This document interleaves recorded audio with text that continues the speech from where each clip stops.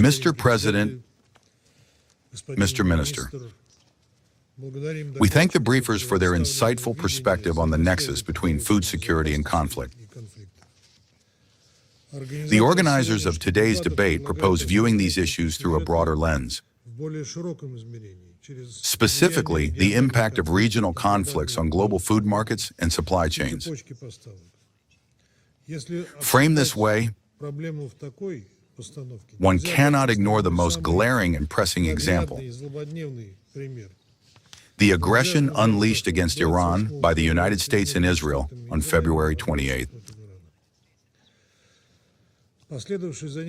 The ensuing escalation has threatened the normal operation of one of the world's most critical trade arteries, the Strait of Hormuz, and triggered a severe logistical shock whose ramifications are being felt far beyond the Middle East. At stake is not merely the immediate surge in freight rates. Upcoming planting seasons in import-dependent countries across Africa and Asia face grave risks due to skyrocketing energy and fertilizer prices. The World Food Program, in particular, warns that tens of millions of people could face hunger as a result. Mr. President, we are closely monitoring the work of the Secretary General's Task Force on the Strait of Hormuz, coordinated by the Executive Director of UNOPS. However, we cannot overlook the fact that the UN explicitly cites the so-called Black Sea Initiative as an inspiration for this new mechanism. We feel compelled to caution against taking too liberal an interpretation of that experience. A scheme framed as a humanitarian effort ended up being implemented in an extremely one-sided manner. Therefore, presenting it as an unreserved success story or a plug-and-play model for Hormuz would be ill-advised, to say the least. Mr. President, a major factor destabilizing global food markets, one that our Western colleagues prefer to keep quiet about, stems from illegal unilateral restrictive measures imposed in circumvention of the Security Council. The flagship report, The State of Food Security and Nutrition in the World 2025, is telling in this regard. Its authors noted that energy, food, and fertilizer markets were destabilized, among other things, by anti-Russian sanctions. As early as last year, we drew the Council's attention to the findings of that report and to the attempts by several Western delegations to contest the very inclusion of such assessments in UN analytics. Against this backdrop, it is striking that the corresponding 2026 report published this July makes no mention of the anti-Russian sanctions factor whatsoever. What has changed? Objective economic data, or the criteria for which data is politically convenient to mention? The question, as they say, is rhetorical. The detrimental nature of unilateral coercive measures was also acknowledged by the Secretary General in his targeted 2025 report. It explicitly states that such restrictions affect not only vulnerable states, but also disrupt regional and global supply chains, including in the agricultural and food sectors.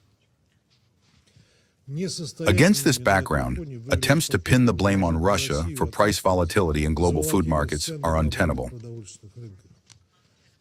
Hearing such accusations rings especially hollow now, as the Kiev regime, leveraging unmanned systems and intelligence provided by NATO and EU states, escalates drone attacks on civilian shipping in the Sea of Azov and Black Sea Basin. In July alone, over 100 such strikes were recorded against commercial vessels carrying Russian agricultural produce.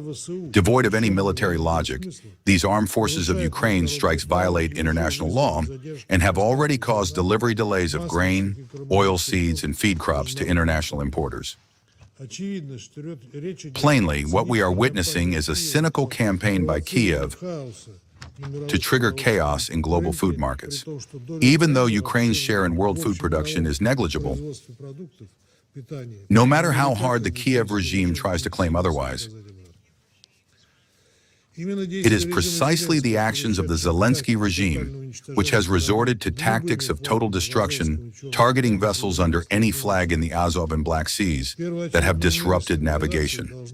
The primary step towards stabilization must not take the form of various handshake deals lacking any enforcement guarantees from Kiev, but rather the cessation by Ukraine of its destabilizing moves, sabotaging and terrorist activities against civilian vessels, and interference with international trade routes. Since our Western colleagues are so eager to champion the safety of global trade routes, they would do well to bring their protégés in Kiev to their senses, who continue to pour fuel on the flames of the food crisis. For our part, as confirmed by the President of Russia on August 22nd, we will resolve the current grain export bottlenecks and supply the global market. Our export potential this year stands at no less than 60 million metric tons. Mr. President, 8 years ago, the Council adopted Resolution 2417.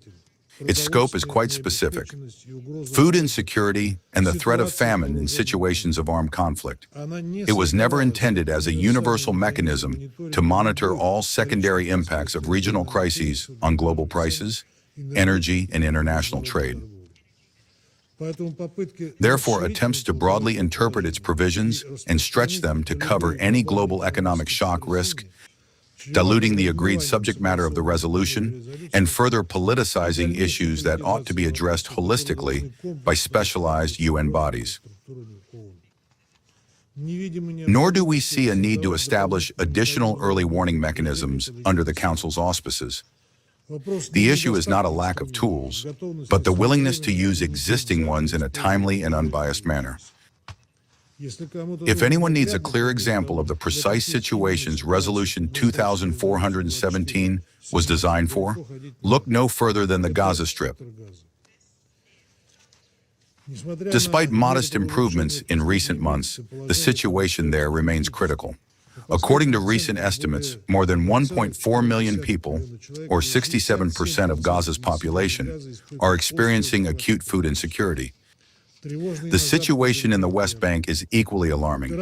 Operations by Israeli forces, settler violence, and restrictions on movement and land access continue to undermine Palestinians' ability to sustain themselves. According to the Food and Agriculture Organization, over 72,000 agricultural households, nearly two-thirds, are in need of emergency assistance. It is precisely in Palestine where the Council should demand full compliance with Resolution 2417. The same logic applies to Haiti, Yemen, Somalia, and Sudan. Mr. President, while emergency food assistance is vital, it must not become a permanent, subsistent baseline for states in crisis. We must help countries rebuild their own agricultural production and bolster their capacity to achieve self-sufficiency in feeding their populations. For its part, Russia remains a global breadbasket and a reliable supplier of agricultural products to foreign markets, contributing to global food security. In 2025, Russian agricultural goods were exported to more than 160 countries. A significant share of our shipments consists of grant-based humanitarian and technical assistance to the most vulnerable states, including those impacted by conflict. This year, our contributions to the World Food Program budget have already exceeded $33 million, bringing our total support over the past 5 years past the $250 million mark. Russian aid has been dispatched to Afghanistan, African nations, Syria, Palestine, Yemen, Myanmar, and other states. We are likewise expanding our cooperation with the Food and Agriculture Organization. Our country has funded projects to combat locust outbreaks and restore agriculture in East Africa, support farmers in Syria, and build climate-resilient farming systems in Central Asia and the Sahel. Mr. President, Resolution 2417 requires neither broad interpretation nor new mechanisms. It calls for faithful implementation in places where conflict truly breeds famine. Rather than politicizing this topic, the international community should focus on resolving conflicts, scaling up humanitarian assistance, and assisting affected nations in restoring their agricultural capacity. And above all, refraining from creating new crises so that we do not have to scramble later for mechanisms to manage their fallout. Thank you.